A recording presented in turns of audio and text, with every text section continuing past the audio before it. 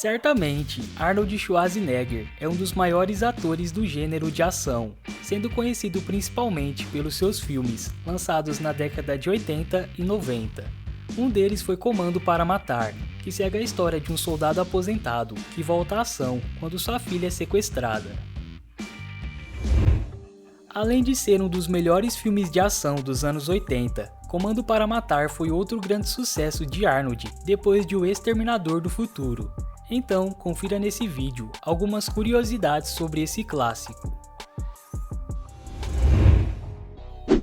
Originalmente, Arnold não foi a primeira escolha para assumir o papel principal, isso porque Nick Nolte era a opção inicial do produtor Joel Silver. No entanto, como o projeto tinha uma temática mais exagerada em termos de ação, isso fez com que Arnold fosse escolhido, pois ele se qualificava mais para o papel. O roteiro original desse filme foi escrito por Joseph Loeb e Matthew Weissman. A ideia original deles apresentaria um soldado israelense que abandonou a violência, mas foi forçado a retornar após sua filha ser sequestrada. Porém, quando Arnold entrou no projeto, Steven de Souza foi contratado para reescrever o roteiro, para que a história se adequasse melhor ao ator. Para o papel de Jenny, a produção decidiu escalar a jovem atriz Alyssa Milano, que por sinal tinha apenas 12 anos na época das filmagens. Segundo muitas pessoas, Arnold era muito protetor e gentil com a atriz, chegando até mesmo a ajudá-la com uma lição de casa em algumas ocasiões. Quando esse filme foi lançado, Alyssa havia alcançado sua fama no seriado Quem é o Chefe, e de lá pra cá ela já participou de vários outros trabalhos. Uma curiosidade interessante que você talvez não saiba é que em muitas cenas do filme podemos ver Arnold com um corte em sua testa. Isso aconteceu logo após ele capotar o veículo no filme, porém aquilo na testa dele não era maquiagem, e sim uma ferida real. O ator se machucou acidentalmente enquanto filmava uma sequência de luta. Naquela época, um dos destaques de Arnold era realmente o seu físico, e isso não é à toa, já que ele foi premiado várias vezes por conta disso. Um detalhe é que o diretor do filme achou que Arnold pudesse segurar David Patrick pelo tornozelo, mas claramente isso não foi possível. No final disso tudo, eles utilizaram um cabo para gravar a cena. Outro fato curioso é que esse filme se passa no mesmo país fictício de outros filmes de ação. Grande parte da história acontece na nação fictícia sul-americana de Val Verde, mesmo lugar de Duro de Matar 2 e O Predador. Isso chegou a ser confirmado por Steve de Souza, que inclusive trabalhou nos dois filmes. Quando Comando para Matar foi lançado, uma das coisas mais comentadas foi que esse filme possuía muitas cenas violentas. Por conta disso, ele foi censurado no Reino Unido, onde alguns segundos foram cortados. A mesma coisa aconteceu na Alemanha, onde também foi fortemente censurado. Apesar disso, todos esses cortes estão disponíveis em uma versão em DVD. Depois de arrecadar quase 60 milhões nas bilheterias, com um orçamento de apenas 9 milhões, o produtor Joel Silver queria transformar esse filme em uma franquia, onde Steven de Souza desenvolveria uma sequência. Porém, isso não deu continuidade por causa da grande popularidade de Arnold e de seus outros trabalhos. Há boatos de que Duro de Matar, na verdade, seria a sequência de Comando. As gravações começaram em 22 de abril de 1985 e foram finalizadas em 3 de julho do mesmo ano, tendo ocorrido inteiramente na Califórnia. Uma sequência memorável no início do filme mostra John lutando contra alguns seguranças em um shopping. Essas cenas foram filmadas no Sherman Oaks Galleria, que por sinal é um local onde vários filmes já tiveram cenas gravadas, inclusive O Exterminador do Futuro 2.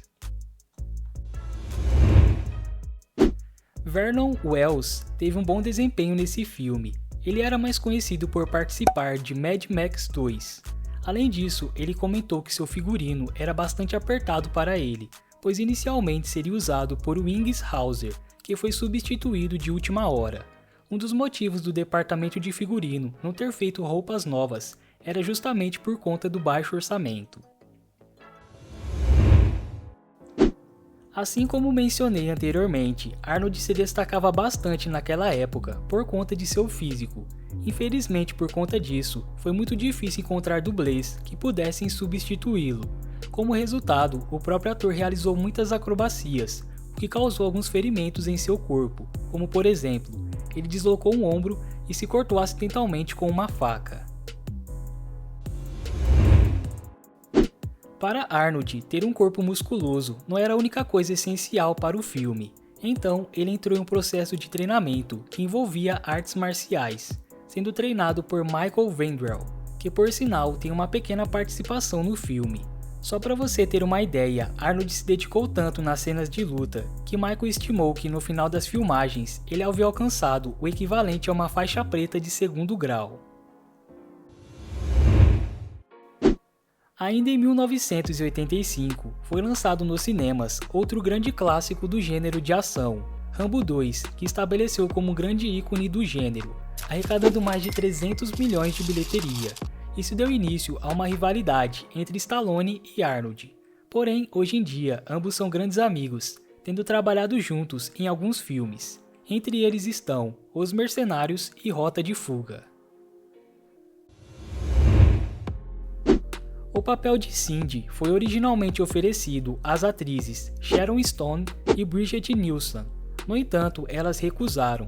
Foi então que Rai Dao-chong foi escolhida para o papel.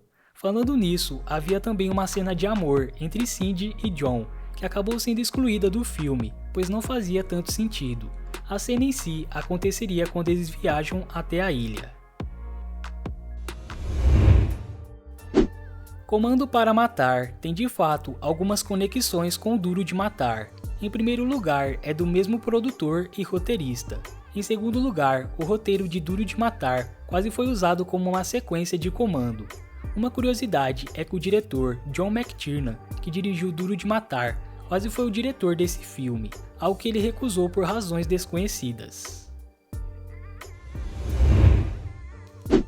Quem acabou dirigindo esse filme foi o diretor Mark L. Lester, que por sinal possui vários outros trabalhos em seu currículo, tais como Os Donos do Amanhã, Chamas da Vingança, Massacre num Bairro Japonês, entre vários outros.